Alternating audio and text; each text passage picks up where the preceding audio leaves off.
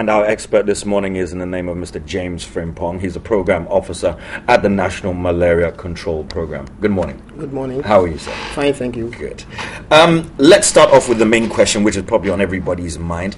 Have the statistics gone up or down in regards to cases being recorded of malaria?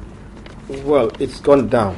Okay. If you make reference to 2010 up to date, then you realize that it's gone down drastically. Drastically. But not to the level that one would have wished. Okay. Because I know the World Health Assembly had wanted to, or they were aiming for a 75% reduction in malaria cases within the sub-Saharan area. We haven't reached that, have we? No, we haven't. How close are we? Even as a country ourselves, our own strategic plan for malaria control 2014 to 2020 figures the ultimate goal to be a reduction of 75% in malaria-related deaths and sickness by 2020. Okay. And if you look at the Abuja targets that were set around 2000 to date, we haven't reached there yet, but we are on course. Okay.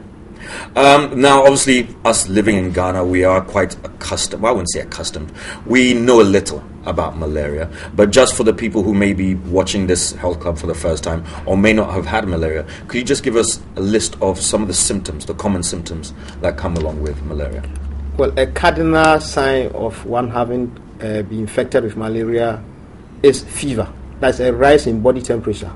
That is the primary one that will let one become aware that something is wrong. In addition to that, there are other signs and symptoms, including bitterness in the mouth, loss of appetite, sometimes vomiting, and in younger children, diarrhea may be associated with it, general body pains, general malaise, and in non-immune people, there could be other signs that are more severe than what I'm just mentioning. Okay. How close are we to a vaccine? Well, currently the most advanced vaccine is in its fourth phase of Testing. clinical trial. Right. What that means is that we currently don't have a vaccine. It's not available for public health use. Depending on the outcome of the phase 4 trial, then the company that or the manufacturer would apply to the WHO for authorization to be used for public health interventions. And as at now, we don't know what the outcome will be like. Okay. There are tentative results, but let me just say that as at today, we don't have a vaccine. Okay. It is being tried. All right. So what's the best method then of preventing oneself from getting malaria? Well, for malaria to occur, three factors must be present.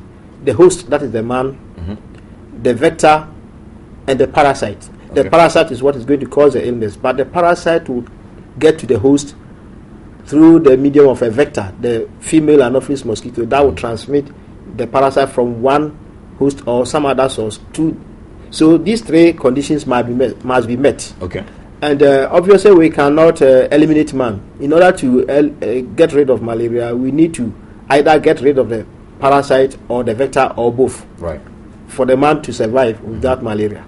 And so I would say the best approach is to either eliminate the parasite or the vector or both of them. Okay.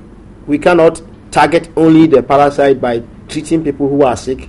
Neither can we also target only the vector by using insecticide and other methods that will prevent the vector from getting access to the host. We must apply all the combined interventions that have been shown to be effective. Okay. That is the best approach. All right.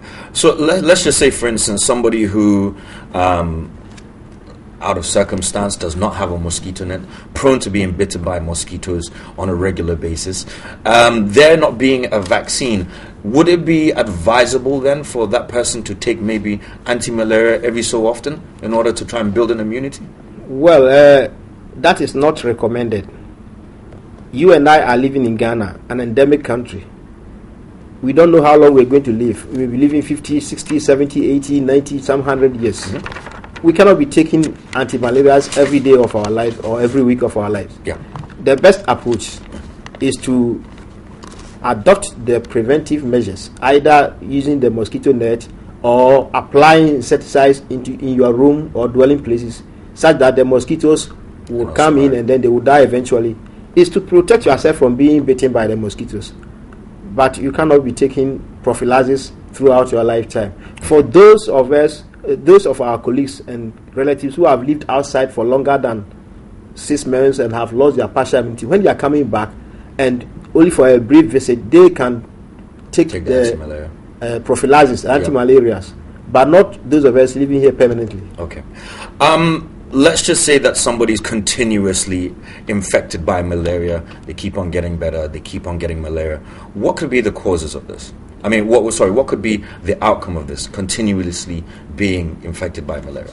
Well, continuous exposure to malaria infection will eventually let the person build up the partial immunity. Okay. Unless, of course, if the individual is immunocompromised. Okay. In other words, that person's immunity is deficient. And right.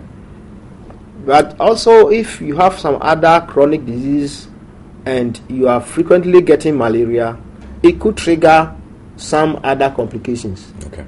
But in reality, if you get it and you treat it, you'll be fine. If you don't treat it, then you will develop more complications and eventually you will die. Okay, let's talk about these complications then. What are some of the complications that can come about of not treating malaria? Well, some of the signs and symptoms of complicated malaria or severe malaria, I wouldn't have loved to mention them because it doesn't also mean that when you get those things, it is severe malaria. It could be some other underlying condition. Severe malaria is managed only at the health facilities where they have the conditions to it. But one practical thing that you will observe in somebody developing severe malaria is unconsciousness. In infants, refusal to feed.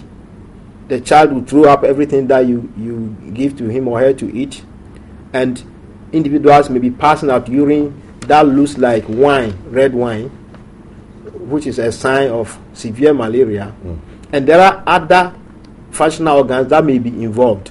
Okay. And it may take a clinician to assess and conduct the relevant test in a hospital to tell that this is severe malaria. Okay. It doesn't also mean that anytime you get those signs and symptoms, then you have severe malaria. There are other disease conditions that present like malaria, something like cerebrospinal meningitis. In fact, it presents with signs and symptoms like simple malaria, ear infection, early pregnancy, and some other conditions. Okay. Do you feel that enough has been done in regards to education about malaria? I will not say enough. Yes and no. I will not say enough because for as long as people are ignorant about what they should be doing to protect themselves, as long as people are ignorant of what measures they should take when they get malaria, I will not say enough education has been done. I will say enough education has been done because in the recent past, a lot has been. This program that we're doing now is a way of also educating the public. In fact, we have done more than we used to do. Or let's say the country has done more than it used to do in the 50s, 60s. And also, we also acknowledge the fact that knowledge about malaria itself has increased in recent times. And that also contributes to the education. But not enough has been done. Okay. Usually when one gets sick, and let's just say we've been to a health professional, they'll give us a prescription in order to go and get medication in order to make ourselves better. Unfortunately, traditional medicine and herbal medicines also come into play quite a lot. What's your opinion on non-traditional medicine? Well, this is a tough question, but my personal and professional opinion as a pharmacist is that some herbs are known to have anti-malaria effect. In fact, the artemisinin-based treatments that we are currently using worldwide, they were derived from a plant. But the challenge with some of the herbal preparations we have on our market locally is that some of them have not been tested yet. The individual just decides to prepare some concoction. It's not been standardized. So when they tell you to take a glass full, the volume of the glass is not stated. True. The concentration you do not know.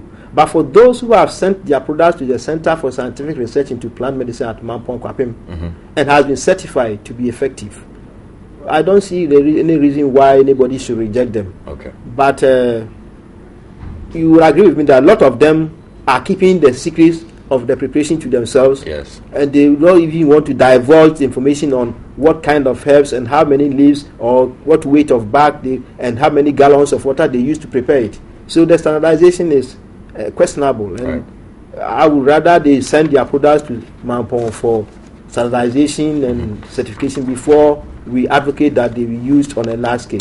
Okay. I think we've actually come to the end of this. I want to thank you so much for coming in this morning and educating the public a little bit more about malaria.